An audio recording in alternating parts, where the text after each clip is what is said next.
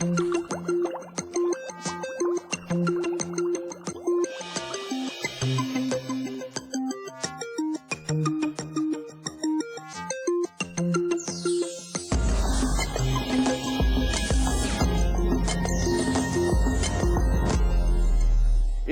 history is rich. Birthplace of Sanskrit, incubator of religions, home to architectural wonders. Everywhere you look, you see signs of a magnificent past. Throughout this past, we have faced our shares of problems too. And if there is one thing Indians have learned to do best, is to solve problems. The Vedic, you see signs of a magnificent past. Throughout this past, we have faced our shares of problems too.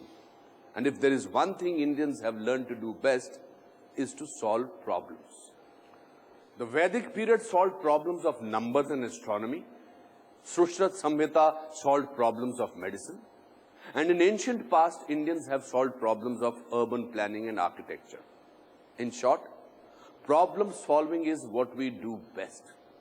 And the best problem we ever solved, the greatest solution we ever developed, is the one that doesn't exist at all. The problem of zero.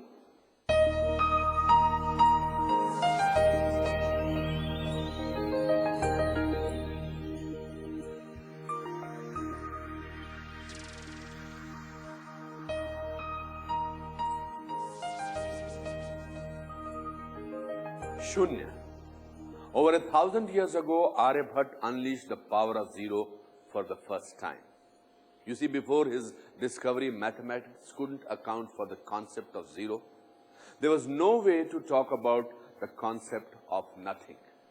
His discovery was so powerful, so revolutionary, that it went on to change the entire world. Shunya became a symbol and an icon of the beginning, the origin of the point of reference, the value multiplier.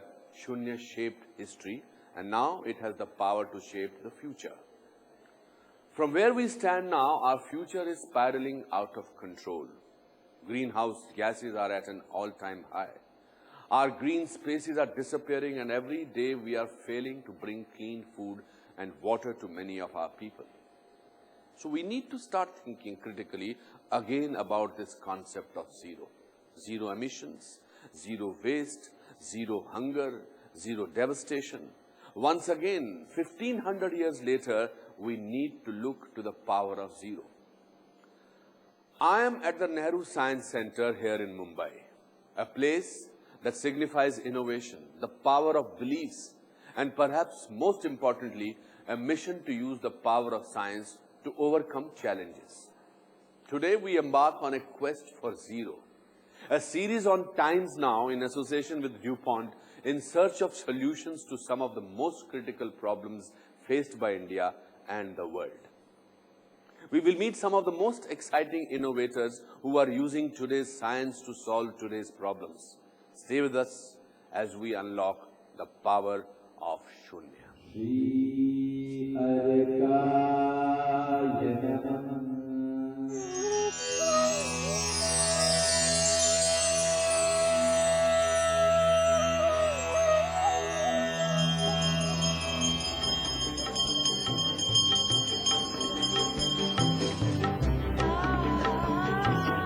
The power of zero dates back to around 458 AD, when Aryabhatta, a scholar, mathematician, and astronomer, introduced the concept of zero for the first time. The discovery unlocked the mystery and power of numbers, and the world was never quite the same. There's no doubt about it at all that Aryabhatta's understanding of zero was very important, because it was just not an empty space, it was a place in mathematics and numerals. In that sense, it helped solve a large number of problems. And Aryabhatta went on to make other discoveries as well. But of course, the Shunya has a certain metaphorical status. He brought it into a scientific framework and made it, it may have been part of popular usage, you know, at the ground level in a certain kind of way, but he is the person who made it a part of mathematics, something which could be proved, something which was scientific, something which was objective. something which then got picked up later on. It's not surprising that from India then this concept goes to the Arab world.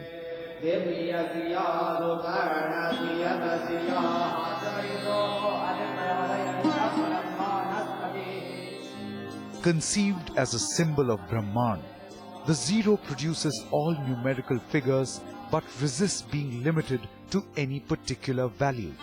It's a concept that is so universal that it soon became the foundation for mathematics, cosmology, metaphysics, astronomy, and eventually even computers. 2, 1, 0, +1. Stage ignited.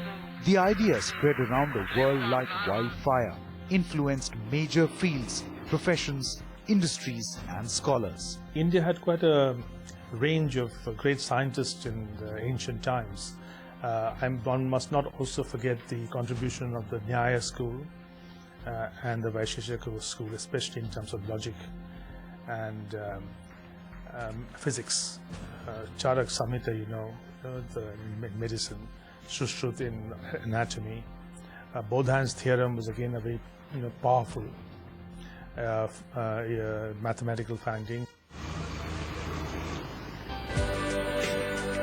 And it hasn't just been in ancient times that India has thrived in problem solving. In some recent times too, we have made a name for ourselves. Jagdish Bose was a great biologist, and he did something experimental in biology which is kind of earth-shattering. He started as a physicist. Then we had C.V. Raman, we had Meghnad Saha. We had a lot of distinguished scientists who have got the Nobel Prizes, made the impact. Chandrasekhar was an astrophysicist. So we have been able to meet the challenge of Western knowledge and put our imprint on it. There was the idea that India will become a cheap goods exporter. That completely failed. Instead, we became an exporter of brain-intensive goods. We're exporting software. We're exporting auto industries on the basis of constantly having new designs. We become a very big exporter of pharma, which again is a relatively high-tech sector. So we switched from the concept of low-wage, low-tech exporter to high-wage, high-tech exporter. Today, there is a need for India's modern-day problem solvers to adopt this same fervor as the innovators of history. But today's problems are bigger than ever, and we will need to collaborate among each other in order to develop solutions. In other words, we need to share our knowledge among each other. If you've done it in the past, we can do it now. But to do it now, there has to be a very clear change of perspective. The brain power is there, but the brain power has to be used in a certain fashion, which is in keeping with modern times. Because in modern times, the dissemination of knowledge is tremendous, and now with the information system being the way they are, it's very, very, very different from what it was in the past. This idea that knowledge is shared, and shared knowledge grows. At each step of the way, you're constantly being challenged by your competitors, by everybody around you, to prove it to me. Not because you're saying so, but because I want to see the facts on the ground. I want it to be demonstrated to me. This is what modern science is about. And we need to share. Because today's problems are just too big for any one of us to solve on our own. In the last 60 years, India has changed so quickly, and yet, so many of us can barely keep up. On the one hand, many of us are seeing great opportunity. But on the other, many of us are worse off than ever before.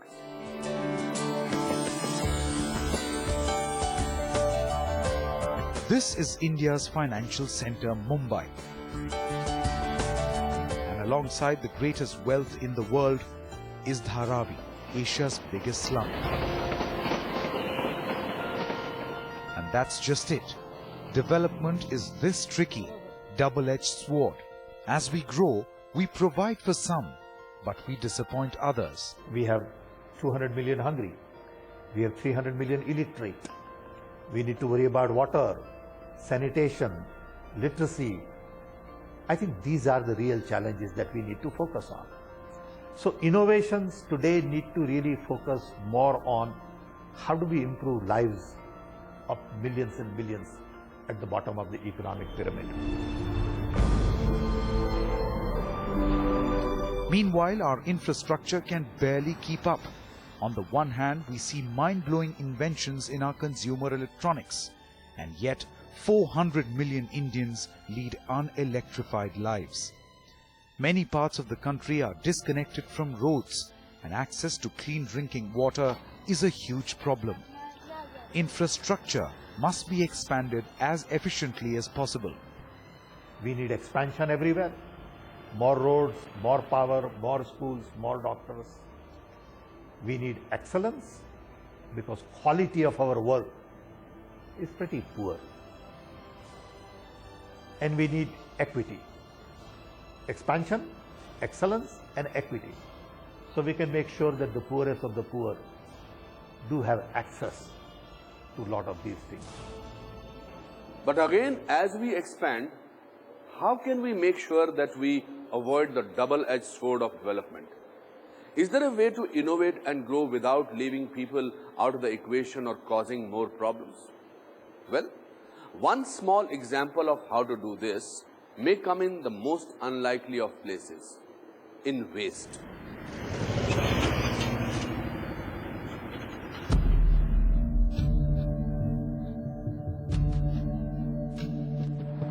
The growing nation's waste output is hard to ignore. We generate 960 million tons of waste every year, which ends up in toxic landfills. This number is only going to grow. But it may be that the very thing we think is a problem could actually be a solution. Our waste can be a very, very valuable product. If you neglect it, it's a menace. If you exploit it, recycle it, use it for energy, it's a good project. And so we have to kind of, gobar gas, for example, make gas from gobar. Those sorts of things, we have to innovate, and what we have to do is relate all our efforts to make quite sure that 1 billion plus people in the world who live in India, and many of whom are very poor, actually benefit from science.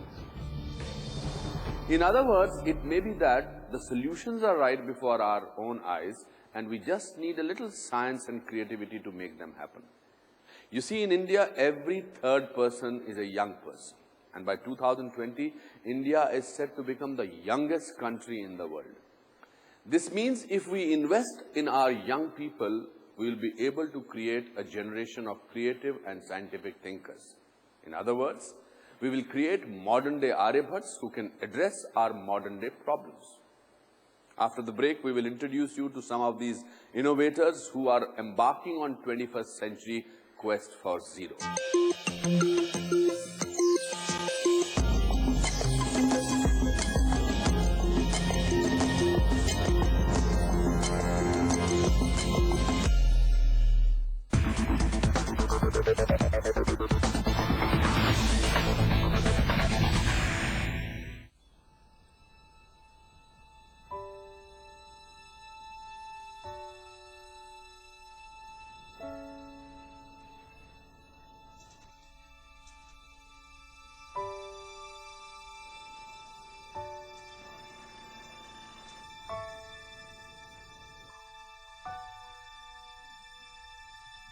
Today is unlike any other day. Because today, there are 150,000 more people in the world than yesterday. Which means we face even bigger challenges than we did just last night. It means the need for science-based solutions is now more pressing, as is a collaboration to find them.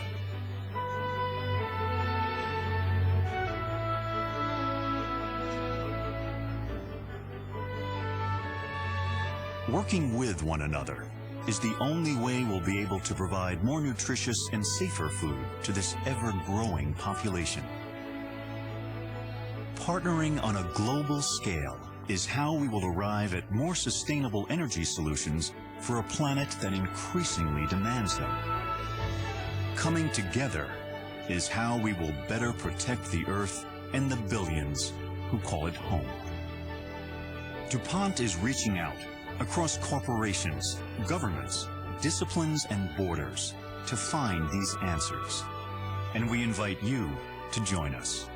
Rest assured, we won't stop searching, exploring, collaborating until we all live healthier, better, and safer lives.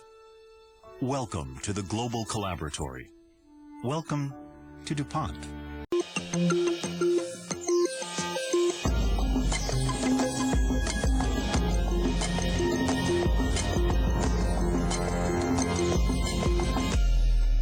As we have learned, the age we live in is dominated by both severe challenges and serious innovations. We have learned that we are at a crossroads. The time is now for a big shift in thinking. India needs to pave a new path towards zero. This series is a unique initiative by Times Now in association with DuPont. Each week, we will showcase a particular field like agriculture, nutrition, renewable energy, and healthcare. We will explore how the crises within these fields are being met by certain companies and individuals who are devising scientific solutions. We will introduce you to the modern age Aryabhats who are breaking the mold and doing their bit to make the lives of those around them better.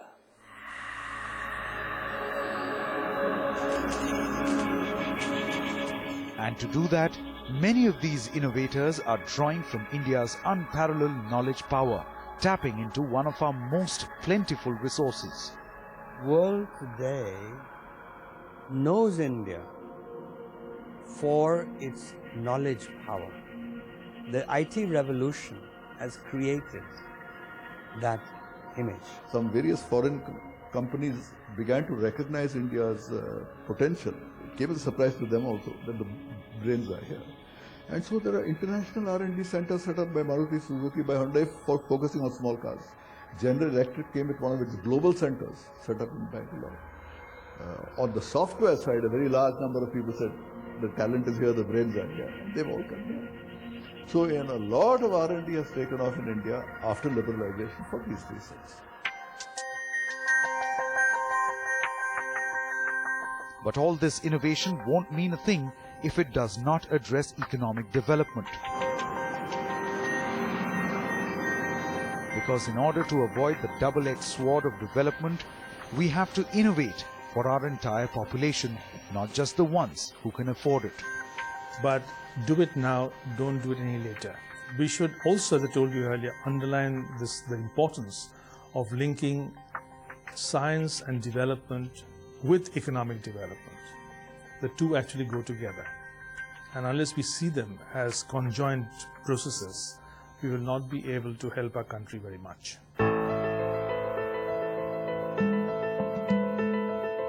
But innovation isn't just as easy as turning on a switch. And it takes more than just technology. It takes courage. Courage to be different. Courage to question the status quo. Courage to go against the grain. Think for yourself, find out solutions to problems, inquire why not, rather than just accept the answer which is. And I think that is the way innovation happens. Innovation happens by not accepting what is there, and saying, no, I believe something could be better.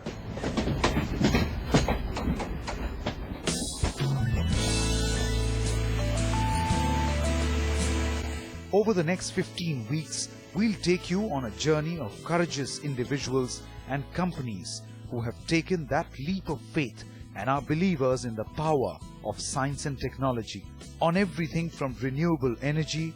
We identified that the bulk of the problems in rural electrification lie with power distribution. It's the last mile distribution of power where majority of the losses in our country happen. To zero waste. End-of-life electronic products are not only waste, but they are also really hazardous for the environment, right? And we found out that a lot of children and women are working in this sector to actually take out whatever material is possible, and they dump the rest of it.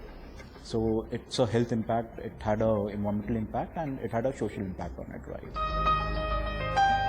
To clean automotive technologies.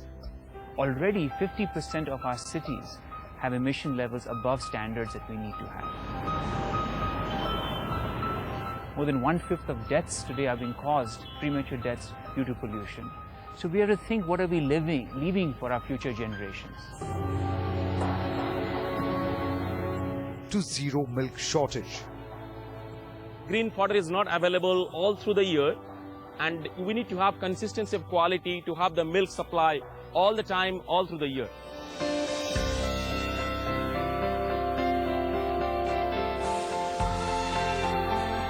These inspiring stories will open India's eyes to how science can rediscover the power of zero in the 21st century. Very simply, the power of Shunya would mean that there should not be a single baby out there who should die needlessly. This pack, what you see, has got zero adulteration, 100% zero adulteration, and no wastage, no spoilage. Here what we aspire is lesser energy consumptions, lesser water consumption, and better efficiencies in this whole process. So our aspiration in this manufacturing unit is to have virtually zero losses. We have a firm belief that we can strive to and achieve the goal of Shunya, which is zero accidents in the workplace. Zero inspires creativity. Zero inspires improvement. Zero inspires us. For the next 15 weeks, we will walk together on this journey, on this quest, as we come face to face with some of India's brightest minds who are working together on the quest for zero. If you too have a scientific innovation that can solve some of the challenges we are facing today, you can write into us at powerofshunya13timesgroup.com. This could earn you a chance to feature on this show. Until next week then, this is Anupam Kher saying goodbye. Coming up next week on The Power of Shunya, Quest for Zero. Did you know India has the honor of being the largest producer of milk in the world? However, the amount of milk that is wasted each year is said to be equal to the total milk produced in the European Union. Next week, we bring you face to face with companies that are working towards minimizing this monumental wastage in India's dairy sector.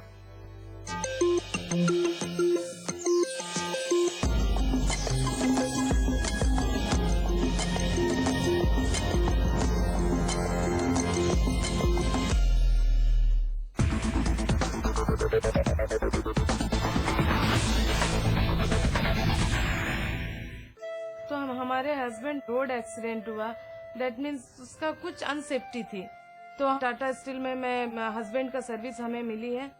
We were seeing women employees wearing the traditional sarees. That could lead to major injuries.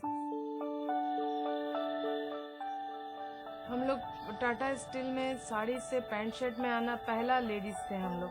औरत सब कुछ कर सकती है.